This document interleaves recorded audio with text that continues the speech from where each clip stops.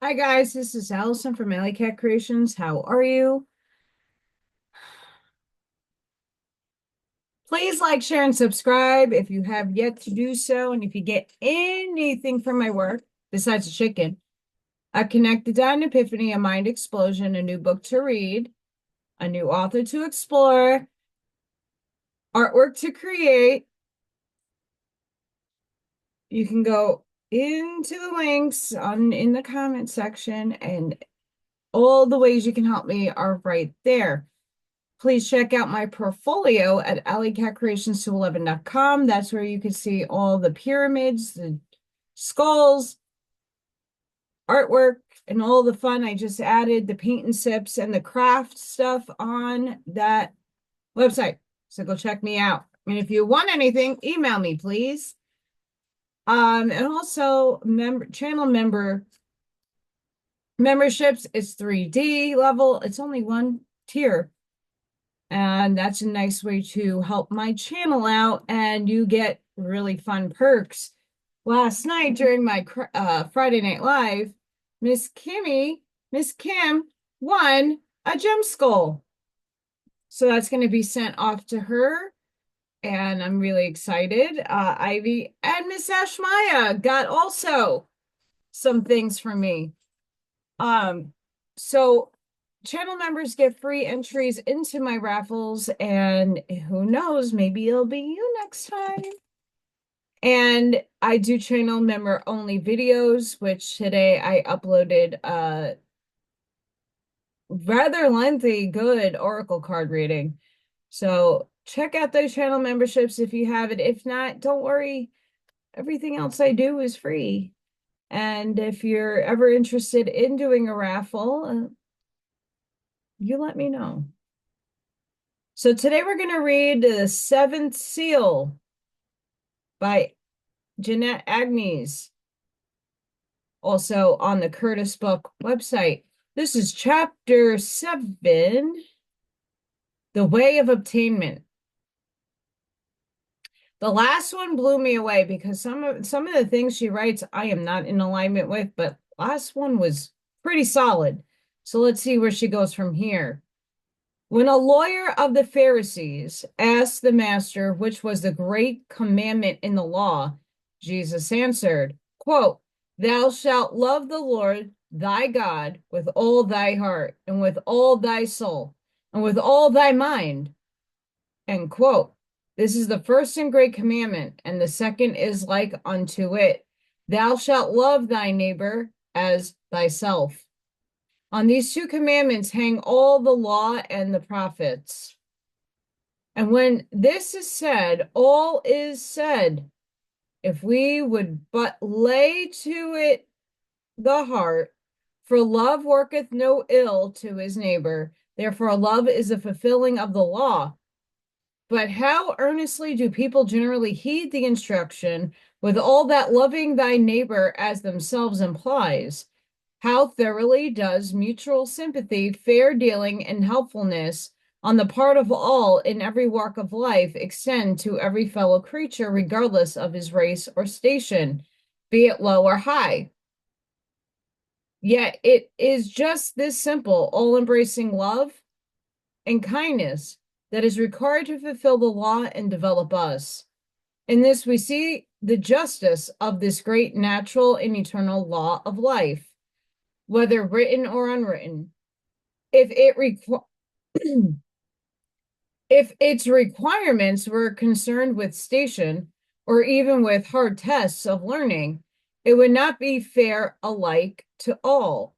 But the lowliest can forgive and love, and rank and erudition of themselves will not further us one step along the way.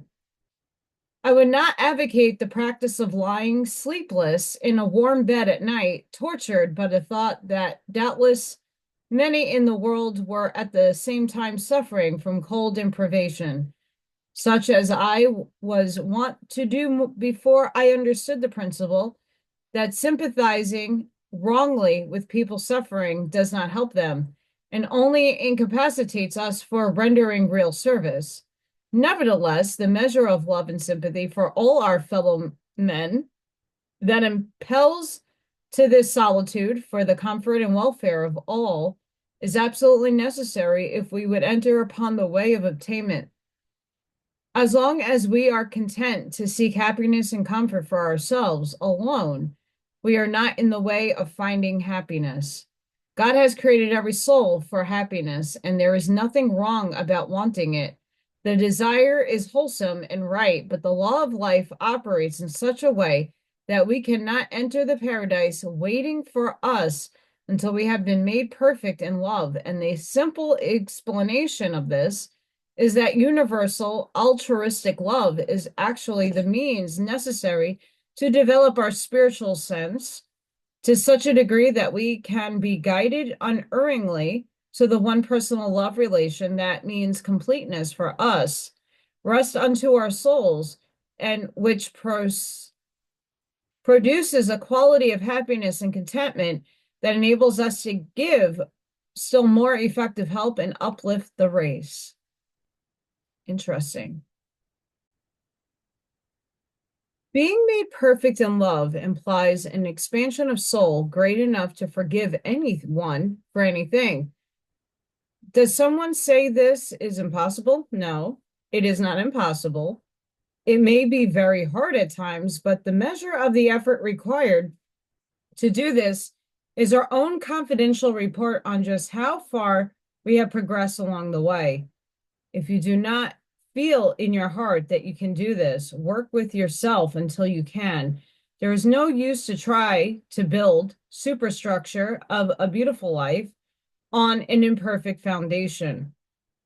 First, reach a decision with yourself as to what you most want to do. It is your greatest desire to live the highest life and form a beautiful character.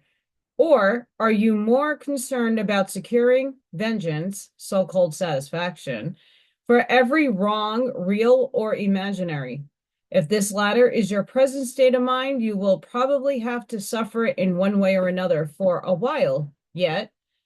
That is, until you have decided that to be right in every way is the thing most to be desired. If you already aspire to this, but find it difficult under certain conditions to relinquish all feelings of bitterness, then seek a quiet place alone. Become perfectly still. Close your eyes. Let your thoughts retire within you, where you can get a good perspective of the whole situation and think quietly. Think of the truths mentioned in the foregoing chapter. Think of the greatness of tenderness, the littleness of hate, and see if you do not find your soul big enough even to pity the offender and to cause you to want to help him find the way. Analyze your feelings on each occasion that arises to learn just how you feel and why you feel so. By doing this, you will discover just where your weaknesses lie and will know where your efforts for reform must be directed. Then when you have gotten the lesson there is in it for you, cease to think of the incident. Do not be discouraged if it takes hard work. The hard work in this case will be in learning to let go of some feeling or rancor you are tempted to cherish. But continue to try until you feel that you are master of your spirit and can quickly let go of any unprofitable impulse. He that is slow to anger is better than the mighty, and he that ruleth his spirit, that he that taketh a city.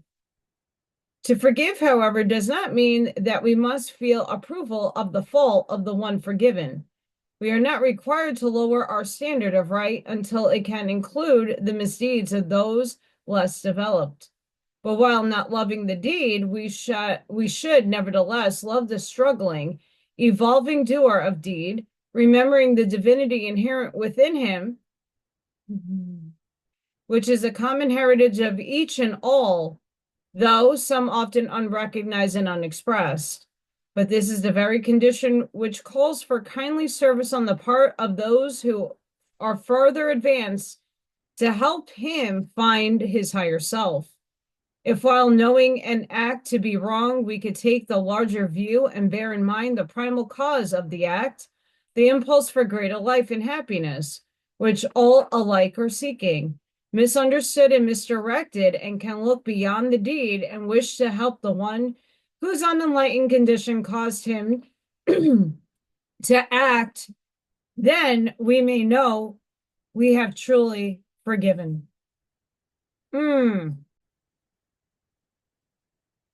Sorry, guys. I am trying to put the glasses on, but then I'm not able to see clearly either. So I'm figuring it out. So basically what was just spoken about is what I've been saying forever. The non-dualistic, divine neutral status point of forgiveness. She's saying it, and she said it a long time before I did. But if you want truth, and this is hard to handle, this is truth at its finest.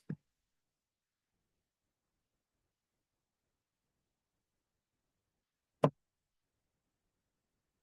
not alone in saying these things. But I just want you all to be aware that I know this is hard stuff to like actually do and walk through and put it out in an expanded viewpoint. You'll be way better for it and way better to get your ascension done. The psalmist tells us that the secret of the Lord is with them that fear him, and he will show them his convent. So here we have it, just the same things we have had for 2,000 years, but have not used sufficiently to gain the full benefit. Jesus said, "Blessed are they that do hunger and thirst after righteousness, for they shall be filled." The mere knowledge of this statement will not cause us to grow. We must feel the hunger and the thirst for righteousness, purity, and the virtues that we know to be necessary for building a genuine character. But the longing must be for the qualities themselves, independent of any reward or punishment in the connection with the matter. When one knows within his own heart that he would rather live a wholesome, honest, helpful life, even though this might involve no reward, instead of living a deceitful, common, selfish life and receive a reward, if such conditions could be possible, then he is on the way of attainment. And there is no use living on in the delusion that any less earnest devotion to the cause of truth and right, for the sake of truth and right itself, will ever enable one to obtain this happiness of completion.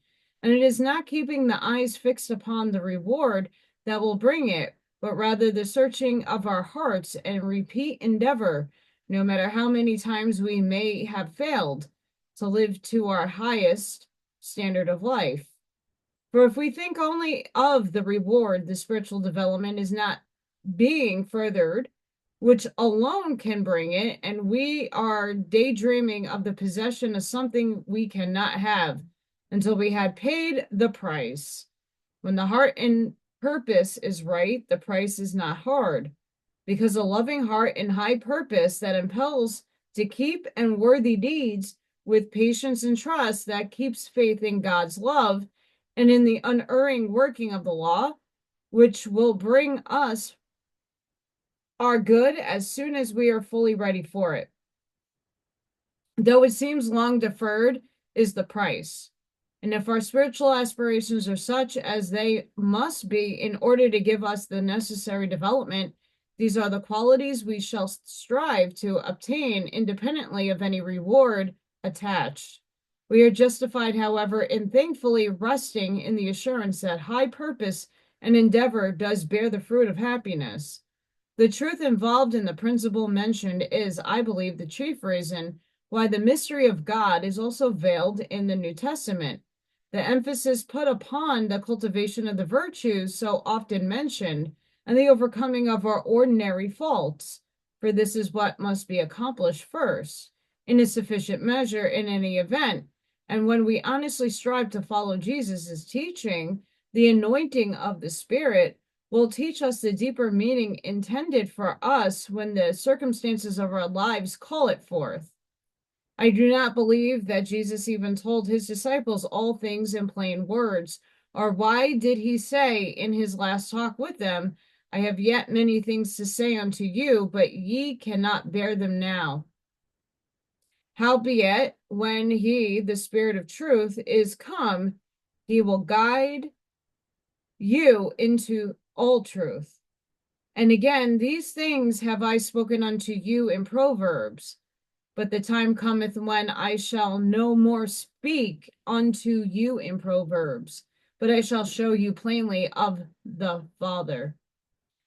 Since this was the last time Jesus talked with his disciples, he must have meant that he, the Christos, would show them plainly of the Father by means of the testimony of the Spirit. Indeed, in John 14:25 through 26, he read, These things have I spoken unto you, being yet present with you, but the Comforter, which is the Holy Ghost, whom the Father will send in my name, he shall teach you all things and bring all things to your remembrance, whatsoever I have said unto you. And so we find it everywhere when we are able to receive it, while the form of presentation of the parables affords a lesson to those as yet able to understand only the literal form of statement. In fact, Paul says in effect to the Corinthians that the reason for his not speaking the hidden wisdom to them was that they had not yet applied the first principles of spiritual growth. He says in Corinthians 1:2, and a bunch of others, my speech and my preaching was not with enticing words of man's wisdom, but in demonstration of the Spirit and of power, that your faith should not stand in the wisdom of men, but in the power of God. Howbeit, we speak wisdom among them that are perfect, yet not the wisdom of this world, nor of the princes of this world that come to naught.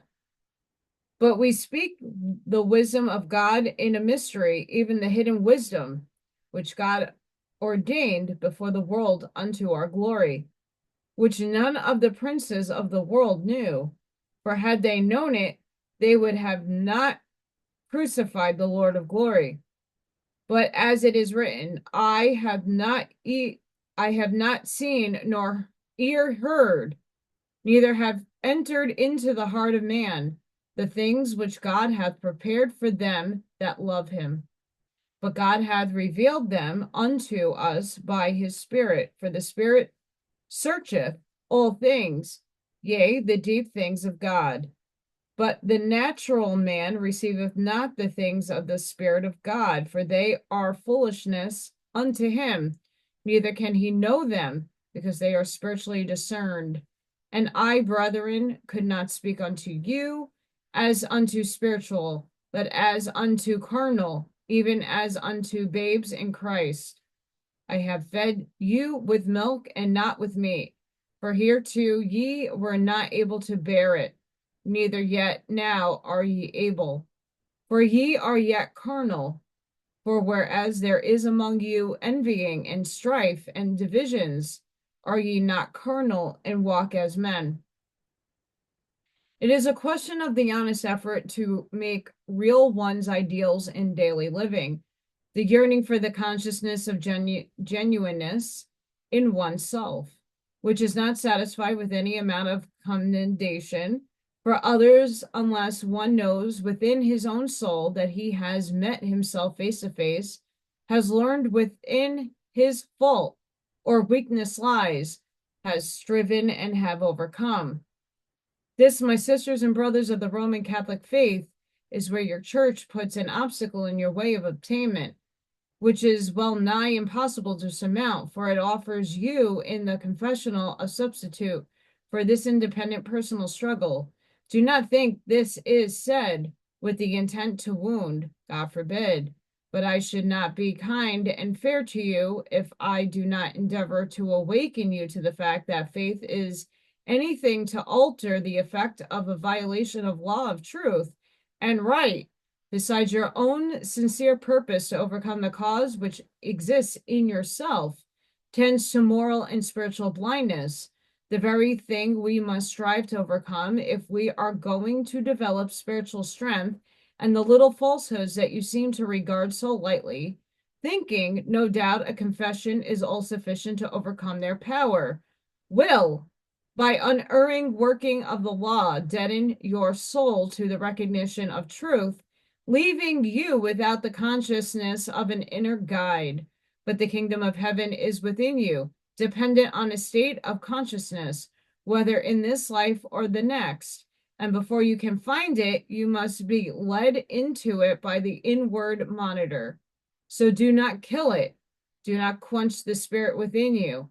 Learn to listen for its leadings. But whatever may be the purpose, this is not the result obtained by confessional. When we fail of our highest standards of living, as we all do many times, we should go direct to God with the sincere purpose of receiving strength in the future. But when there is the thought in mind of the offender that all can be made right by confession, whenever the offense is repeated, can you not see how it turns your confessional into a license for evil doing, and cheats you of the personal effort that is necessary to develop you?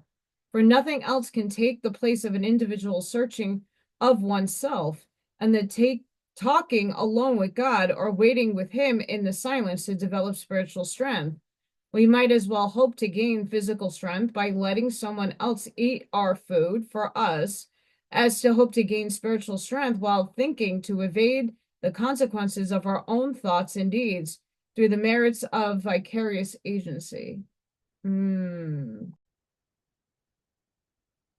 If there are souls of strength and sterling worth among you, you are such because your own innate sense of right and wrong unspoiled, as in the case of Luther, whose sense of right could not tolerate the immoral principle of selling privileges in advance for men to commit sins unspoiled.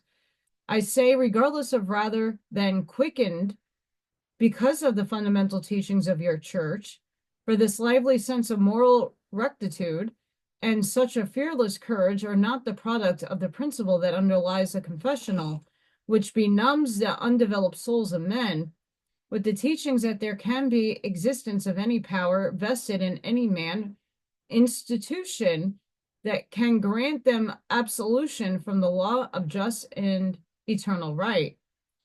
And may this further truth be borne upon the souls of priests and nuns who are worthy in purpose, who in a mistaken idea of the way have been willing to sacrifice all for the sake of their highest sense of duty and to gain the highest spiritual good, that God created all men alike for the completed happiness, and instead of being gained, the highest good is lost by continuing to go counter to God's plan. Perhaps someone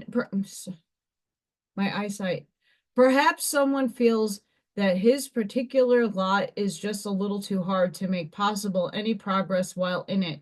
I wish I might impress upon each one the truth that the circumstances in which we find ourselves are just what our particular stage of development calls for. There is some benefit to be derived from it, some aspect of the great eternal truth to be made plain to us, some quality to be developed, some life lesson in it for us that must be mastered before we are through with it. I mean by this that we have at some time drawn the circumstance to us, or may be even now drawing it to us on account of some incompleteness in ourselves, resulting in the inability to handle such a situation patiently and masterfully. It seems as though the innermost purpose of our souls, which lies so deep that we do not always recognize its presence, is demanding a chance to meet and gain a conscious victory over some weakness for which this or that particular circumstance affords just the proper field of endeavor. When we once realize this and are convinced that the way to remove the undesirable condition is to examine ourselves and see wherein we manifest imperfections of character, and inefficiency in dealing with the situation, then we are working along the right lines to free ourselves from it. But as long as we hold the thought that we are helpless to change circumstances and allow ourselves to drift instead of standing at the helm, or as long as we fret at any circumstance and do not give our time to developing the power to meet it patiently and to overcome our faults, which it brings into evidence, we are only wasting our time and putting farther away the day when it will leave us, not to return in the same form or in the other guise with the thumbed page of the old lesson turned up for our per usual. Sorry, guys, I'm having a lot of. This should in no wise be taken to mean that because an adverse circumstance has good in it for us, that we should accept it as a final lot, thinking that if it is good for us, we should not try to change it. Get the point that the only good adversary has in it after it has broadened our sympathies for all classes and conditions of men and given us a lesson in values and proportions, is the opportunity for developing the power to work ourselves out of it, thereby increasing our total of merit and efficiency. And when a failing has been overcome, we will no longer attract the adverse circumstances coincident to it.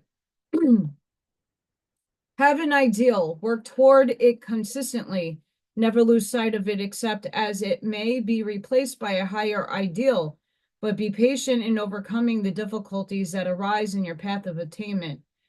But by patience, I do not mean a passive attitude that encourages people to impose upon us, which is quite as unjust to them as to ourselves, but rather what we might think of as the resultant of equal parts of forgiveness, courage, and hope. Courage is not adverse to gentleness. Indeed, it must accompany all endeavor if we expect to bring to pass things worthwhile. This lack of practical courage to take the necessary action is as likely to be the failing as anything else that keeps one in some undesirable circumstance. This is why mainly apparently kind-hearted, well-meaning people are oppressed by this or that condition.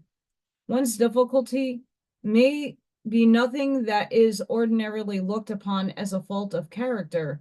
Nevertheless, nature has in mind for you the pattern of a complete, well-rounded being. And your incapacity in any line will attract an opportunity for you to make that good. This should not be looked upon in the light of a punishment. This is not the idea. It is rather an opportunity brought right to your door to attend the great school of experience without a tuition fee.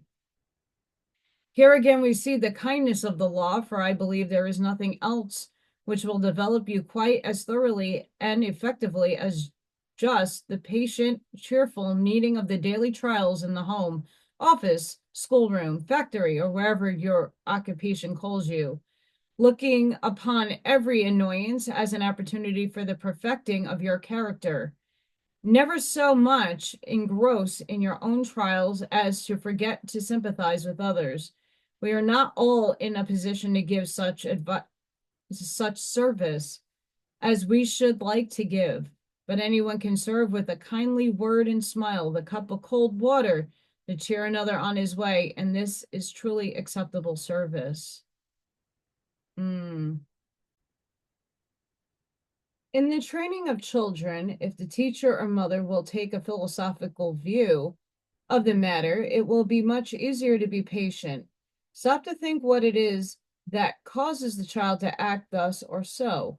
What is it that causes one child to strike another if perhaps its toy has been appropriated, or one lad to pummel another if there has been foul play? It is the child's sense of justice finding expression without its being modified by the qualities of tolerance and forgiveness. But time and experience are required to mature these loftier qualities in the child.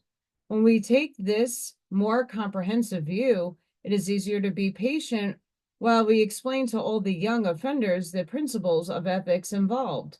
Their wishes have been interfered with, and they have made a demonstration of temper.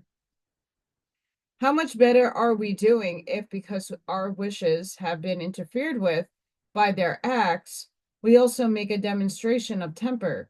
Someone may say, but mine was a just provocation. The child also thinks his a just provocation, and this excusing of ourselves in our own sight, instead of striving to bring ourselves up to the standard of holding a right spirit under all circumstances, regardless of what anyone else may be doing, is just what will cause us not to grow.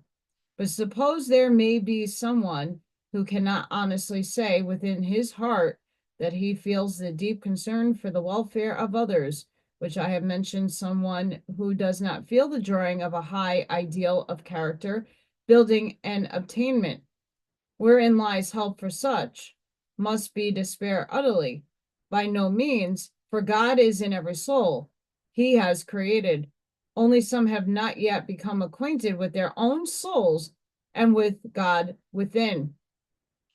When they do, they too will feel the same love, the same aspiration, the same hunger and thirst after righteousness, for which there is no substitute. How then? And where can such one begin? We always have to begin just where we are. We can omit no step, but the thing to do is always to follow out your highest impulses. Good impulses allowed to die may be tardy in reviving. Good impulses put you further on the way with every hour. Even such impulses as the first feeble urge felt by primitive man to keep himself clean, fulfilled, is uplifting and lays a foundation for a higher impulse to be felt. Such motives as this we are accustomed to think of as being only material. Nevertheless, it is the urge of the spirit working through an instrument as yet not sufficiently perfected to register a higher impulse. And because of this spirit within, one good impulse along any line, when fulfilled, will leave place for a higher to follow, and thus the Father draws us to himself. None are left helpless, no matter from what point they have started. Everyone has sufficient promptings toward the right to lead him eventually straight up to the full light, if he will follow them. If in the battle with himself between right and wrong, he would always choose to follow the higher impulse. Here is the starting point in the matter of character building. The individual must choose his course. If he is to advance, he must first aspire and then decide to follow the path along which his aspiration leads, and all his decisions must be made with this in mind. The responsibility of choice is an accompaniment of his individual personality, and the pivotal point in the matter of the attainment of character is the realization that progress in the right direction begins with the individual choice of a right ideal, independent of the standards or motives or of any or everyone else. I can't stand this woman's writing. Sorry, guys. I am doing my best. And I don't know. I'm going to lower my light too. My eyes are also bothering me. Maybe that might help me. I don't know. Whether he will sacrifice his wrong impulse to his attainment of happiness, perfection, and peace, or whether he will yield to them to his continual misery and blindness, his own choice determines. When he reaches an agreement with himself and deliberately chooses to let go of any purpose of retaliation, no matter what an offense against him may have been, the tide of the battle has turned in his favor and he has conquered his archenemy. Many lives seem to be a record of intermittent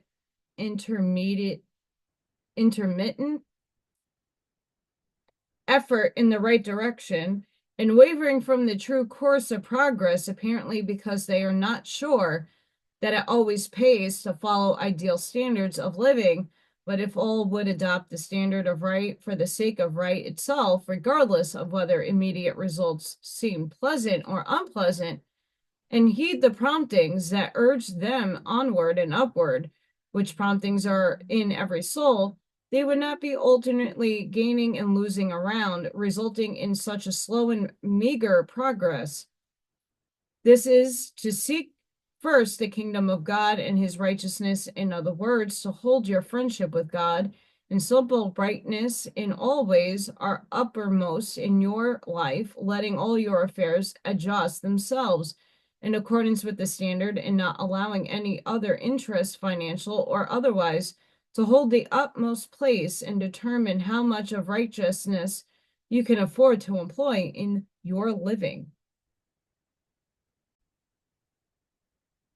It seems we must make in real actual daily life each successive step of our ideal of character building before we can get more light within ourselves. If we listen to the urge of spirit within us and always follow the highest light, we must ascend continually. So do not sleep, do not stagnate.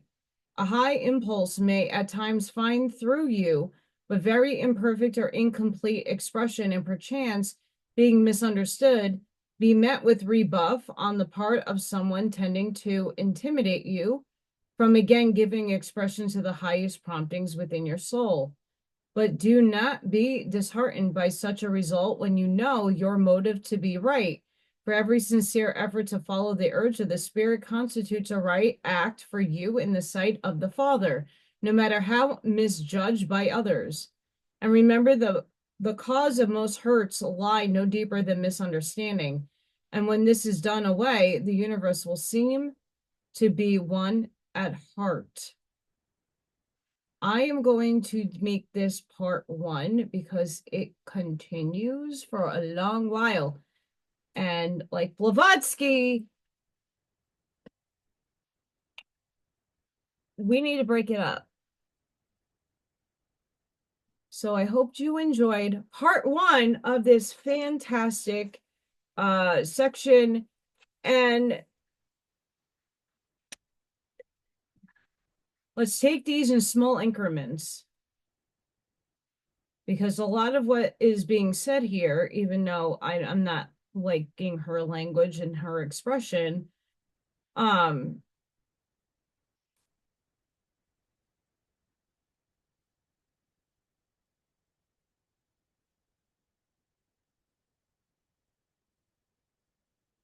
it is what it is. So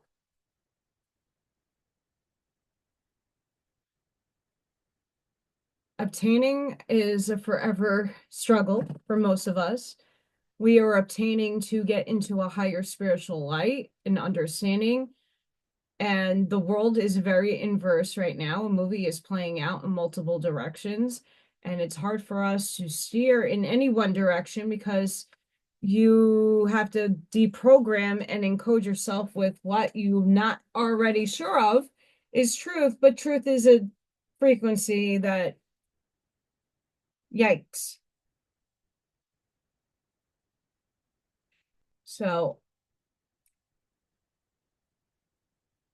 sending each and every one of you love, light, compassion, grace, shielding, and protective energy. Please go within, be the shoulder, be the lighthouse, seed your truths. And part 2 will be incoming next week. Thank you guys for watching and subscribing and helping me out. I really do appreciate it. And I will have a paint and sip and some other fun things going on during the week. So keep out and a lookout for that. And until the next one, guys, have a blessed and beautiful day. Bye for now.